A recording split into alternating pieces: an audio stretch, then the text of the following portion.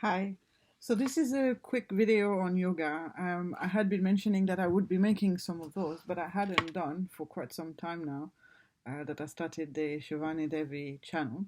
So I'm going to do this now.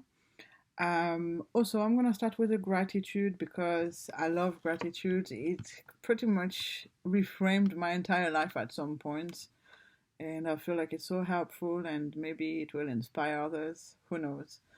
So, my gratitude today is my gratitude today is for the positive feedback that I have been getting from my clients.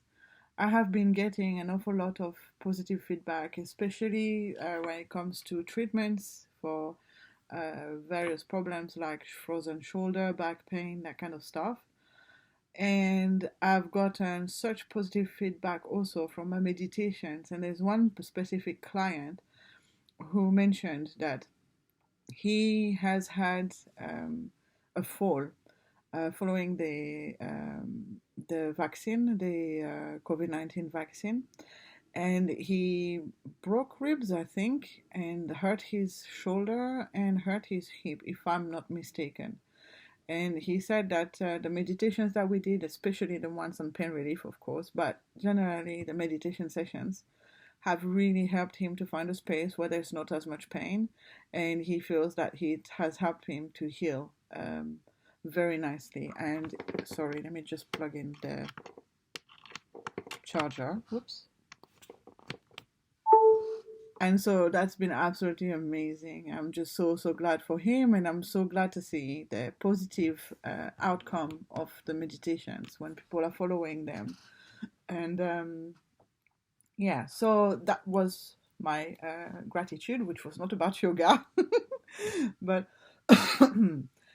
about yoga. The first thing I need to say is I'm training at the moment, and I hopefully will do my exams. Hopefully by the end of this month. We are now in July, beginning of July, um, and and then I'll be qualified and be able to teach yoga. That I cannot wait.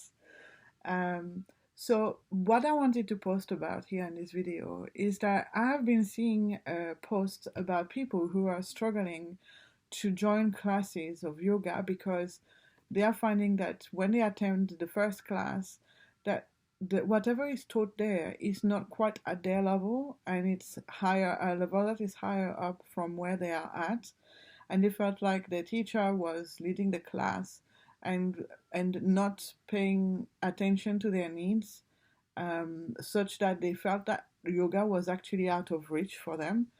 And I am just, I was so touched because I've thought for many years, I have been overweight for a long time.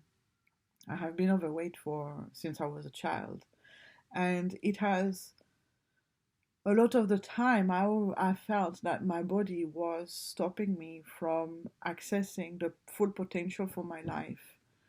And teaching yoga has always been a very strong passion for me, but I never actually did anything regularly towards yoga because I never thought that yoga would like me, if that makes sense.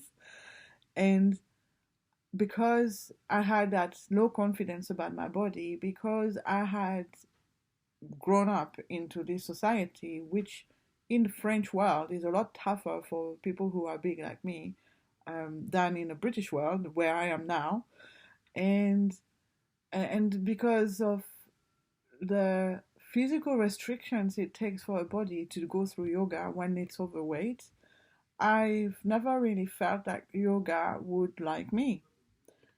And so I kind of put it aside. I would do it sometimes, and I would always have it there as a system of functioning that is really amazing, but not quite for me. So I would never really get so deeply involved with it. But eventually, lockdown, COVID lockdown happened, and oh yes, and another thing. One particular yoga branch that I thought was completely out of reach for me was Kundalini yoga. And it's funny because I loved Kundalini yoga classes. every time I attended one. And when I was attending the class, I would not just look at how, like, what the teacher teaches and then doing that, but I would actually, and without realizing this until quite recently, I would actually be looking at how they're teaching the lesson as well. And that was quite a few years ago. And but then at that time, I thought, I cannot do this. It's out of my reach because of my health, because of my body, financially also.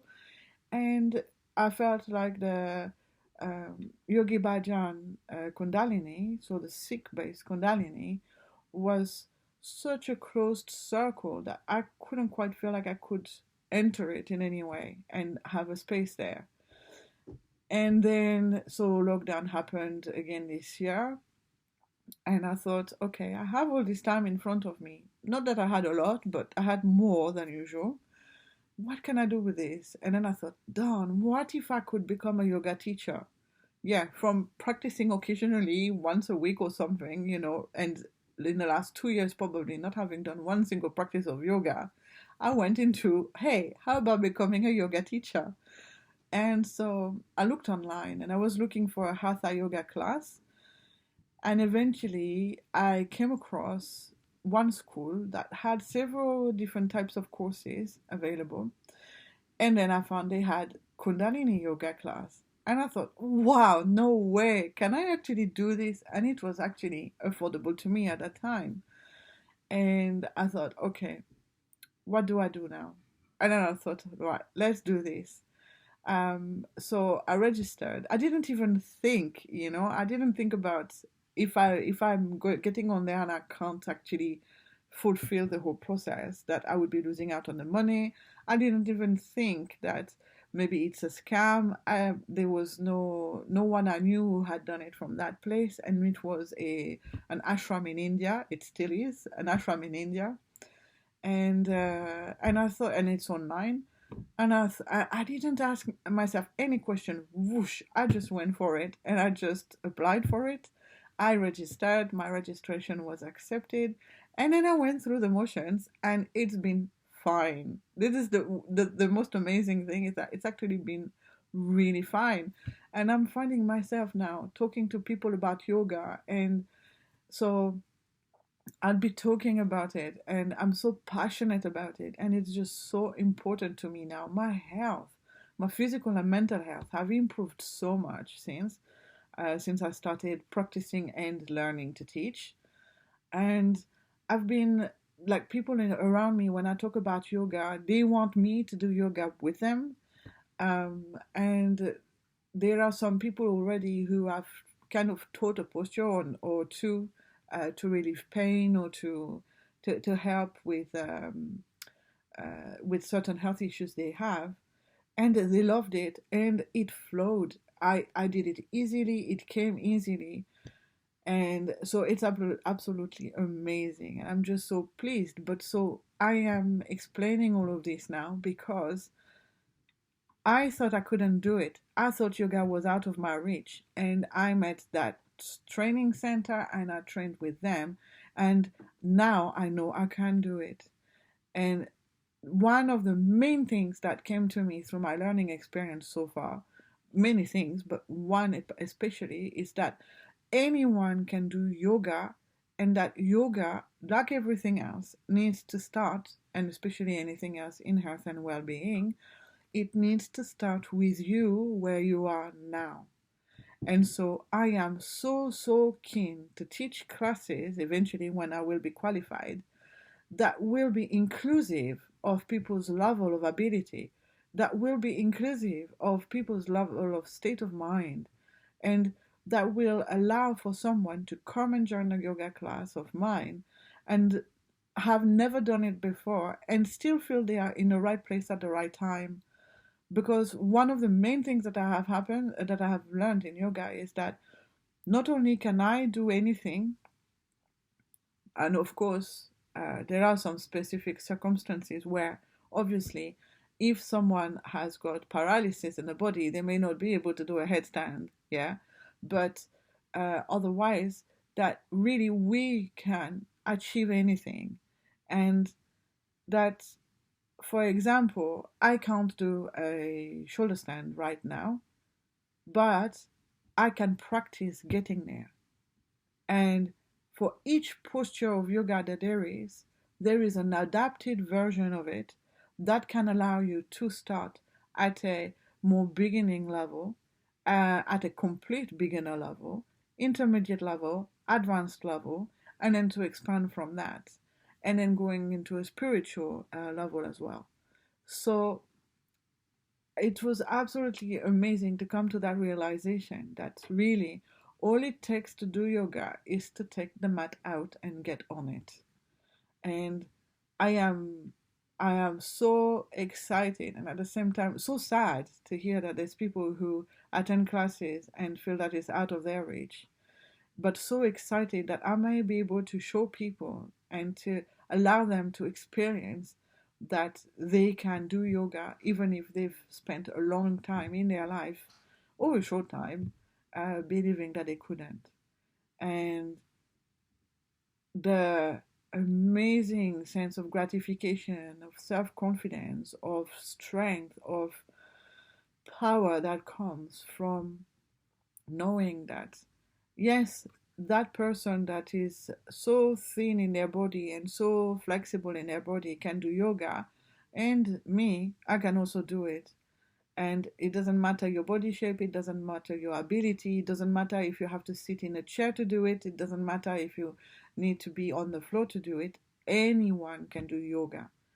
And I just thought coming to that realization has been so freeing and empowering, and I really hope I'm going to be able to help many people in this way. I'm so looking forward to doing so many different classes, and especially the beginners of beginners type of classes.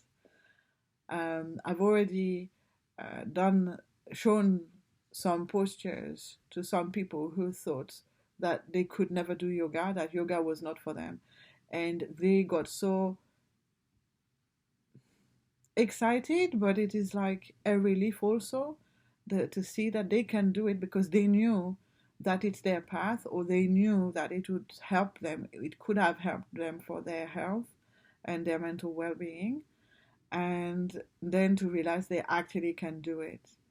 So it's I had a tarot well, yeah, a spiritual but more tarot oriented account on Instagram, and I can't remember if I called it that way or not, but basically I would hashtag it a lot with the hashtag tarot demystified, and I feel like basically with this way of approaching yoga, I'm pretty much gonna demystify yoga and allow to show people how everyone can do it, no matter who you are, where you were brought up, your background, your activities, your fitness level. Anyone can do it. And that is bringing, it is so, I guess the word coming to me is transcendental. I don't know if it's the right word rather. It is the right word, but I don't know if it's the right word.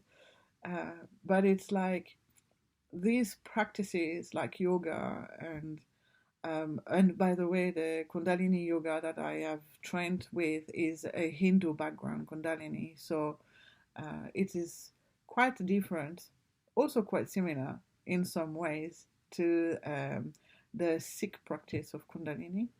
But it was really interesting because I got into my yoga class thinking I was going to do a Sikh version of the Kundalini, and I landed in the middle of the Hindu version, which was really something to begin with. But by transcending, what I mean is that we've got all those amazing traditions in health and well-being that are so powerful to help anyone and everyone, but they feel so foreign and out of reach a lot of the time.